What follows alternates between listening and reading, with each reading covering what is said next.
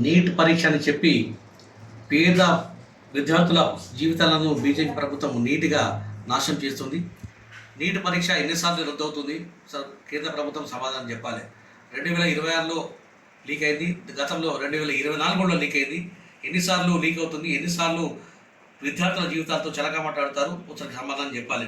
దాదాపుగా దేశంలో 22 లక్షల మంది విద్యార్థులు నీట్ పరీక్ష రాస్తే వాళ్ళ కష్టం వృధా అయిపోయింది.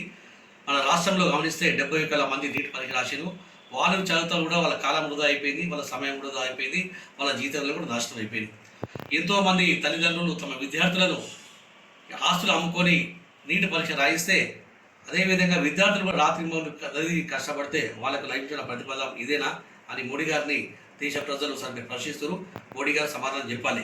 ఇది కేవలం ప్రభుత్వ నిర్లక్ష్యము, విద్యారంగంలో వ్యవస్థీకృత అవినీతి వల్లే ఈ పేపర్ లీక్ అయిందని దేశ ప్రజలు భావిస్తారు.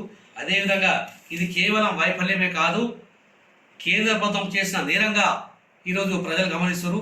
మోడీ గారు దీనికి సమాధానం చెప్పాలి. రాబోయే కాలంలో అయినా నీట్ పరీక్షను లీకులు కాకుండా ఏర్పాటు చేసి దాన్ని పేద ప్రజల విద్యార్థులకు కానీ అందరికీ న్యాయం చేయాలని కాంగ్రెస్ పార్టీ పట్ల డిమాండ్ చేస్తున్నాం. జై హింద్, జై కాంగ్రెస్.